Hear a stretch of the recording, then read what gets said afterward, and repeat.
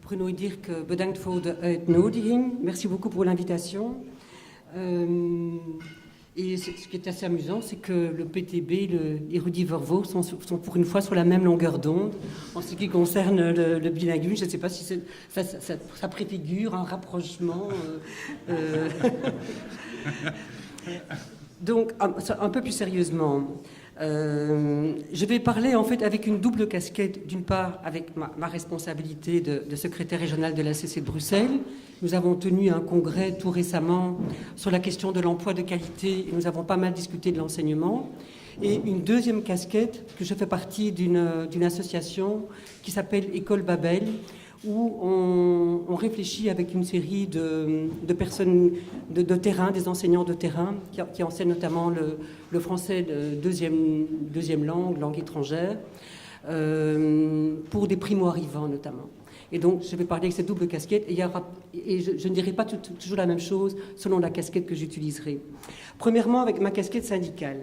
Bon, à la CSC, nous sommes bien sûr, et ça a été dit dans notre congrès, nous sommes bien sûr favorables à ce qu'un enseignement bilingue se développe en région bruxelloise, non seulement parce que c'est plus favorable à l'emploi en général, mais parce que ça permettrait d'avoir dans cette ville un vivre ensemble beaucoup plus agréable si les deux grandes langues nationales étaient davantage connues par tout le monde.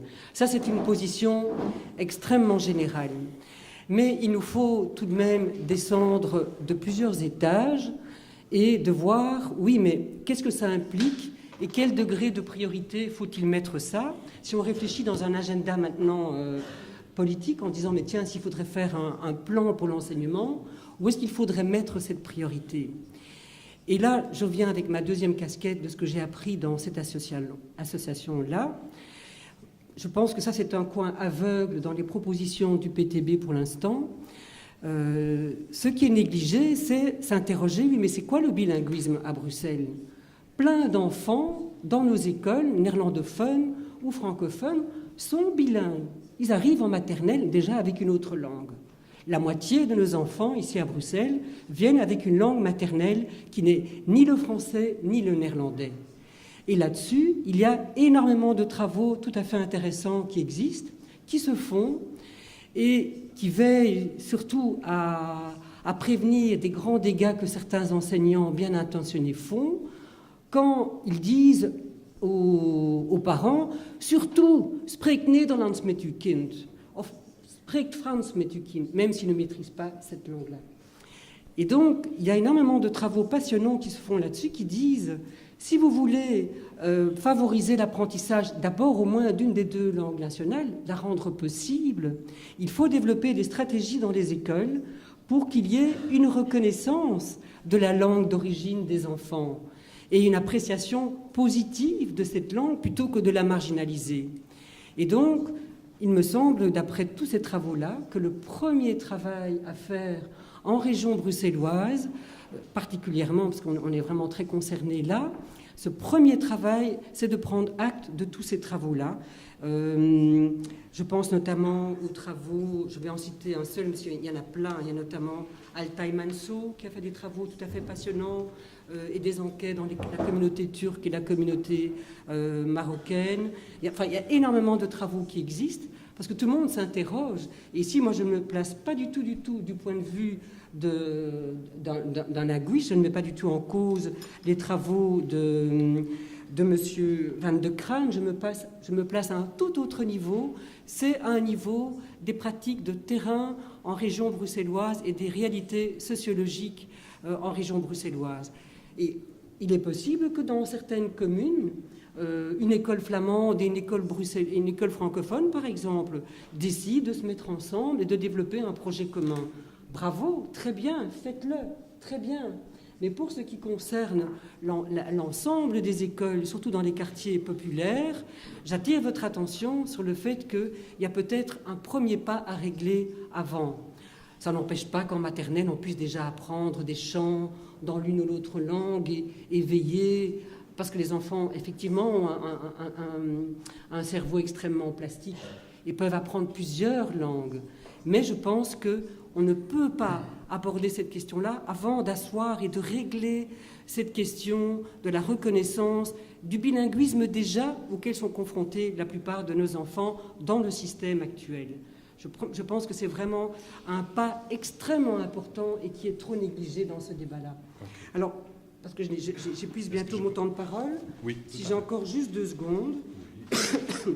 Je voudrais lire ici un extrait justement d'une étude d'Altai Manso, donc qui analyse l'importance des langues d'origine, de la culture d'origine et des langues d'enseignement.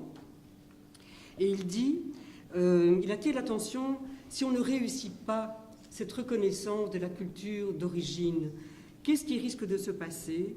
Eh bien, à défaut de cela, ce sont, je cite ici, me permettez-moi et après je me tais, ce sont les réactions défensives qui risquent de primer, générant plutôt une double non-appartenance. Ainsi, les enfants d'immigrés héritent le plus souvent de miettes éparses de contenu culturel qui renforcent le morcellement et les stéréotypes. La culture d'origine risque d'être survalorisée par les jeunes car décontextualisée et privée de ses racines. Elle prend ainsi valeur mythique en contrepoids aux images dévalorisantes ambiantes. Une insertion sans assimilation signifie au contraire un processus vivant où chacun est amené à intégrer les règles et les normes de la société d'accueil à celles appropriées dès l'enfance. Cela implique de part et d'autre une prise de conscience des cribles imposés à la perception par l'arbitraire du système de référentiel maternel. Donc, en 2 mots, toute une série de nos jeunes qui dérapent pour l'instant, qui sont attirés par des positions extrêmement radicales. Souvent, ce sont des jeunes qui n'ont pas une base religieuse, par exemple, ou culturelle très très solide. Et ils sont dans un modèle d'idéalisation de leur religion ou d'idéalisation de leur contexte culturel. Et ils sont la victime, malheureusement, de personnes qui ont d'autres visées sur eux et sont manipulables à souhait. Donc, si on veut éviter ça, il y a quelque chose à réussir dans cette reconnaissance de la langue d'origine. Ok, le débat est lancé. Peut-être on peut, avec l'accord de Dirk, je suppose que donc, Myriam, tu as posé la question, est-ce bien prioritaire? Est-ce qu'on n'a pas d'autres chats à fouetter? Dirk, tout à l'heure, il a parlé de besoins économiques pour certaines personnes. Je suppose, Dirk, tu peux peut-être réagir ou expliquer la position du PTB là-dessus, oui. Ou ta réponse.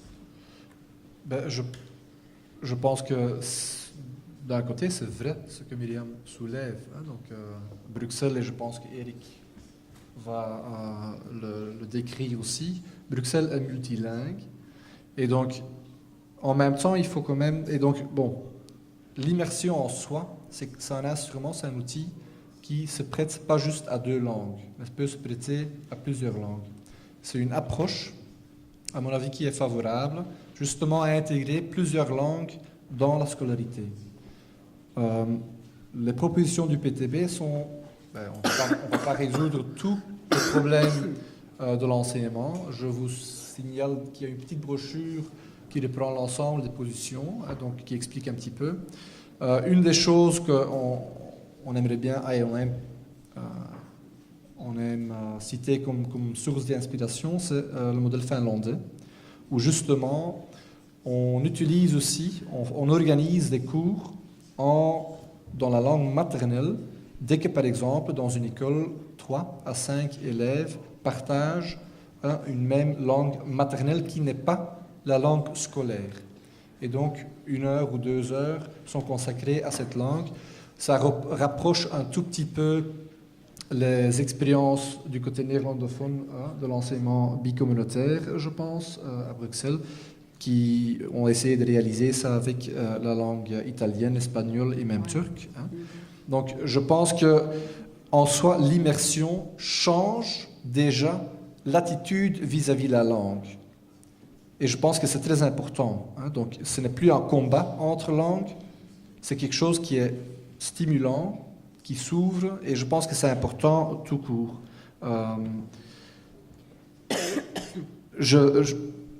On a fait un petit peu de recherche aussi sur est-ce qu'il faut d'abord connaître une langue. Bientôt, bien sûr, il faut connaître bien ces langues. Mais donc, plusieurs études à l'étranger montre que même chez les enfants qui ne parlent ni le néerlandais ni le français, c'est-à-dire les deux langues cibles qu'on apprendrait avec l'enseignement d'immersion, en bénéficient aussi. C'est clair que le développement se fait un petit peu autre, mais qu'à la fin de la course, il y a des bons résultats pour eux aussi. Je voudrais que, à la limite, Pete complète là-dessus, ou le partage ces constats au niveau scientifique. Oui, bien sûr, quand tu dis que l'immersion change, non pas seulement les élèves changent, je vous ai essayé de démontrer ça, mais les écoles changent aussi. Et si on parle de la reconnaissance de l'autre, vous vous imaginez quand dans une école francophone ou néerlandophone, on commence à enseigner dans l'autre langue. C'est quelque chose d'assez spectaculaire en Belgique. Tout d'un coup, la reconnaissance de l'autre change. Et bien sûr, on travaille qu'avec deux langues, néerlandais et français, parce qu'on a vu qu'avant, on était trop paralysé par le fait que les enfants parlent l'arabe, le berbère, l'espagnol, des dialectes congolais ou des langues congolaises. Non, on commence par les langues. Et on a fait une enquête aussi, il y a quelques années déjà. Que veulent les parents? Les parents veulent que leur enfant parle les deux langues nationales les plus importantes à Bruxelles. Pas nécessairement l'arabe ni le turc. Et la reconnaissance vient avec. Si vous pensez, si vous ne faites que la reconnaissance, c'est comme regarder une piscine, ça c'est l'eau, et qu'est-ce que vous en pensez? Oui, je vais me mouiller, mais bon, mais vous n'allez jamais apprendre à nager. Il faut qu'on apprenne les langues, qu'on sait les parler, qu'on peut bouger, qu'on peut interagir. Et ceux qui croient que ce n'est que la reconnaissance, c'est pas assez du tout. On a vu ça pendant 40 ans, on est paralysé par cette idée qui est en soi, bien sûr, juste, mais ça vient avec le fait qu'on apprend l'autre langue. Parce que si on fait que la reconnaissance, on va toujours créer des petits francophones qui ne parlent pas une autre langue, et surtout pas le néerlandais, ils en ont besoin. Donc ça vient avec. Et aussi, vous avez mentionné les projets de foyer avec l'italien, l'espagnol et le turc. Bien sûr, ça marche.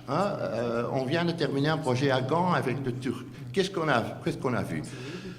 On a fait donc quelques trucs avec le turc et on reconnaît le turc comme langue, c'est clair, mais est-ce que ça apprend quelque chose aux enfants? Rien du tout. Ça nuit pas, ça donne pas des effets, comme je vous ai démontré que l'immersion donne un vrai effet au niveau d'apprentissage. Et c'est un des seuls aspects qu'on ignore, le fait qu'on peut, par le biais de la langue, faire de meilleurs élèves. Pour moi, c'est sensationnel. Et je vous invite à aller dans ces écoles-là. Ils sont là pour vous pouvez les visiter. Et bien sûr, avec la reconnaissance, mais aussi par la connaissance.